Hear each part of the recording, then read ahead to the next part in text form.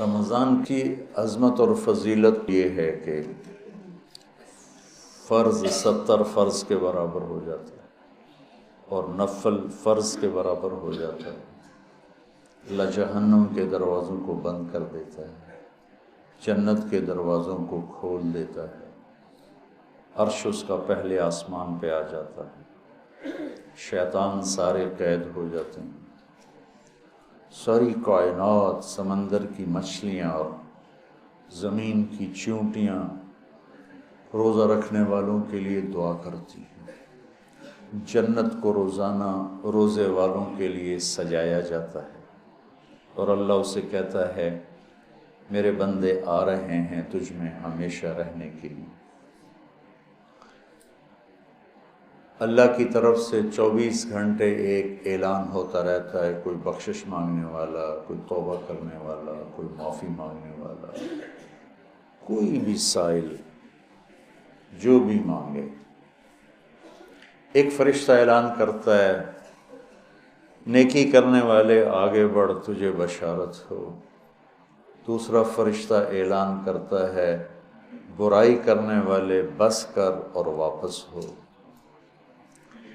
تو میرے نبی کا فرمان ہے کہ اگر لوگوں کو رمضان کی قیمت کا اندازہ ہو جائے تو یہ تمنا کرتے کہ سارا سال ہی رمضان ہو، رمضان میں جو مر جائے اس کی بخشش ہو جاتی، اس کا حساب نہیں ہوتا، حساب نہیں ہوتا نا۔ تو کسی نے مجھ سے پوچھا بعد میں ہوتا ہے؟ میں نے کہا اللہ تعالیٰ کوئی ہماری طرح، اللہ تو رحیم و کریم ہے، ایک دفعہ چھوڑ دیا تو چھوڑ دیا، یہ تھوڑا ہونا آ جاؤ بھائی ضمانت کینسل ہو گئی ہے دوبارہ پا دے یہ تو دنیا کے دستور، جب اس نے ایک دفعہ کہا چاؤ۔ تو یہ بہت مبارک مہینہ ہے۔ پہلی تیاری کیا ہے کہ آج تک ہم سے جتنی خطائیں ہوئیں، کوئی زبان کی، کوئی آنکھوں کی، کوئی کانوں کی، کوئی معاملات کی، کوئی معاشرت کی، اس سب سے ہم آج پہلی رات ہے توبہ کر۔ آپ تو تھوڑے سے بیٹھے ہو، یہاں لاکھوں لوگ جڑے ہوئے ہیں، دو بڑی مصیبتیں ہیں، ایک غیبت ایک حسد۔ تو ہم جتنے لوگ میری بات سن رہے ہیں، ہم اپنے رمضان کی ابتدا کریں توبہ کریں، ٹھیک ہے نا؟ اللہ تعالیٰ کے نبی کہتے ہیں میں دن میں 70 دفعہ توبہ کرتا ہوں، استغفار۔ آپ تو معصوم پاک پاکیزہ امت کو سکھانے کے لیے۔ دوسری بات، دنیا کا ہر انسان کسی وقت بھی توبہ کر سکتا ہے کہ نہیں؟ کر سکتا ہے نا؟ کوئی پابندی تو نہیں۔ تو جب ہر انسان کے بارے میں ہر وقت یہ توقع ہے کہ یہ توبہ کر سکتا ہے، تو پھر کسی بھی انسان کو مسلم کافر حقیر سمجھنے کا کوئی جواز ہے؟ آج وہ یہ کر رہا ہے، وہ رات کو توبہ کر لے، وہ کل توبہ کر لے، وہ موت کے آخری لمحے میں توبہ کر لے، تو میری حقارت تو مجھے گرا دے گی اور وہ جنت کے مزے کر رہا ہو۔ تو رمضان میں داخل ہونے کے لیے دوسری تیاری یہ ہے کہ اپنے دل کو سب کی نفرت سے صاف کر دو۔ اللہ نے میرے نبی سے کہا لست علیہم بمسیطر، میرے نبی آپ ان کے اوپر کوئی ٹھیکیدار نہیں ہیں، یہ میرا کام ہے، بس آپ اپنا پیغام پہنچائیں۔ تو آپ اس پیغام پہنچانے میں سامنے کون تھے؟ کافر، اور آپ دیکھ رہے تھے اس کو ایمان نصیب نہیں ہوگا، یہ تو آپ کو اللہ نے نظر دی تھی، پھر بھی آپ نے اس کی اتنی منتیں کی ہیں۔ ابو جہل،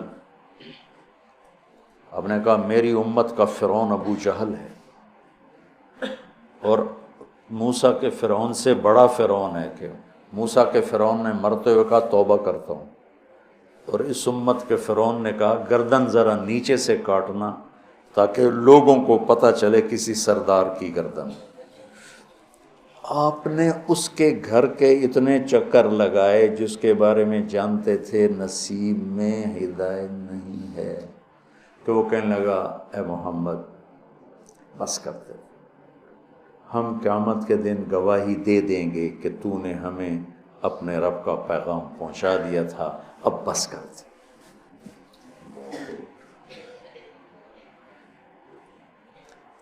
اب دیکھتے نہیں جو مریض لا علاج ہوتا ہے ڈاکٹر کہتے ہیں جب لے جائے اس کا کوئی علاج نہیں، اس کو ہاسپٹل سے فارغ کر دیتے ہیں، گھر لے جائیں کوئی علاج نہیں، اور میرے نبی دیکھ رہے ہیں اس کا کوئی علاج نہیں، پھر بھی اب اس کی محنت کرتے جا رہے ہیں کرتے جا رہے ہیں کرتے جا رہے ہیں۔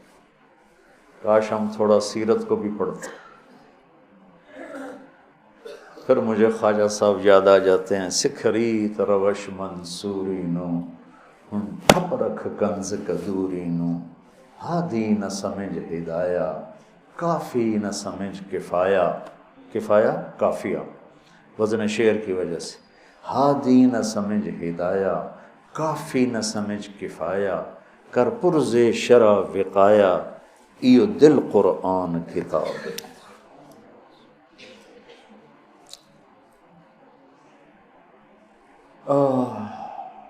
تو دوسرا کام سامعین اور آپ حاضرین کہ ہم اوروں کی نفرت سے بھی دل کو صاف کرتے ہیں۔ ہم چاہتے ہیں نا اللہ ہمیں معاف کر دے، تو ہم ہر ایک کے لیے یہی چاہیں کہ اللہ اس کو معاف کر دے۔ جس کو میرے نبی دیکھنا نہیں چاہتے تھے، حضرت حمزہ کی قاتل وحش، اللہ نے ایمان دے دی۔ اور بات لمبی ہو رہی لیکن یہ چونکہ ہمارے دل نفرتوں سے بھر چکے ہیں، اور بہت مبارک مہینہ ہے، اور المشاہین کی بخشش نہیں ہوتی پورے رمضان میں، جس کے دل میں نفرت ہو کسی کی اس کی بخشش نہیں ہوتی، اور اس کو ہم گناہ ہی نہیں سمجھتے۔ چند آدمیوں کے بارے میں آپ نے فرمایا تھا جہاں ملیں قتل کر دو، چاہے وہ بیت اللہ کے پردے کے اندر بھی۔ ان میں ایک عبداللہ بن ابی سرحہ بھی ہیں، اکرمہ بن ابی جہل بھی ہیں، واشی بھی ہے۔ تو وہ 17 تھے، 3 عورتیں 14 مرد، اس میں سے 13 کو ہدایت نصیب ہوئی، 2 قتل ہوئے اور 2 کا پتہ ہی نہ چلا بھائی۔ عبداللہ بن ابی سرح یہ حضرت عثمان کے خالہ زاد تھے، تو وہ ان کو سفارشی بنائے۔ اب وہ اندر سے تائب ہو چکے ہیں، نظام اللہ کے ہاتھ میں ہے۔ آپ تشریف لاتے ہیں، یا رسول اللہ یہ عبداللہ آیا ہے، توبہ کرتا ہے، آپ اس سے بیعت لے لیں، کلمہ پڑھا لیں، تو آپ اس سے سر چکائے بیٹھے رہے۔ پھر انہوں نے کہا یا رسول اللہ یہ عبداللہ آیا ہے، توبہ کرتا ہے، آپ اس کو کلمہ پڑھا لیں۔ پھر کہا یا رسول اللہ یہ عبداللہ آیا ہے، توبہ کرتا ہے، آپ اسے کلمہ پڑھا دیں۔ تو آپ نے اس کو کلمہ پڑھایا اور بیعت لے کر فرمایا الیس منکم رجل رشید یضرب عنقہ، تم میں کوئی سمجھدار نہیں بیٹھا تھا جو اس کی گردن اڑا دیتا؟ تم دیکھ نہیں رہے تھے کہ میں اس کا ہاتھ اپنے ہاتھ میں نہیں لے رہا تھا، تو تم سمجھے کیوں نہ، اس کی گردن کیوں نہ اڑائے؟ کہ یا رسول اللہ ہمیں پتہ نہیں چلا، آپ ہمیں اشارہ کر دیتے۔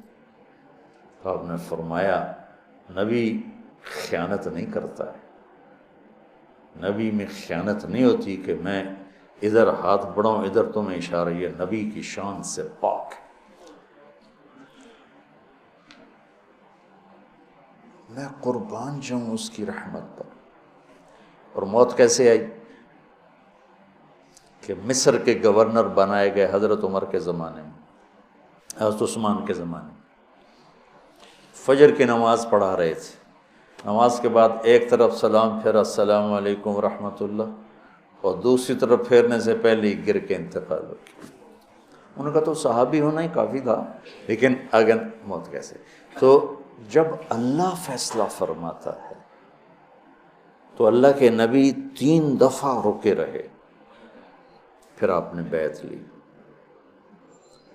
تو لہٰذا میرے عزیزو، سامعین، حاضرین، سب سے دل صاف کر دو، سب سے نیت کرتے ہو میری، جو تم میرے بچے بیٹھے ہو، میں اب اس عمر میں تم سے کیا فخر کروں گا.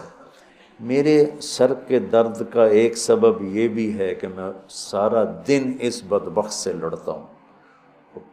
کبھی ادھر سے کمی آتی ہے، یہ نہیں کہ کمی آئے گی نہیں، کبھی ادھر سے نفرت آتی، ادھر سے کمی آتی، اور میں جھاڑو لے کے اسے صاف کرتا رہتا ہوں. یا اللہ میرے دل میں کسی کی نفرت نہیں.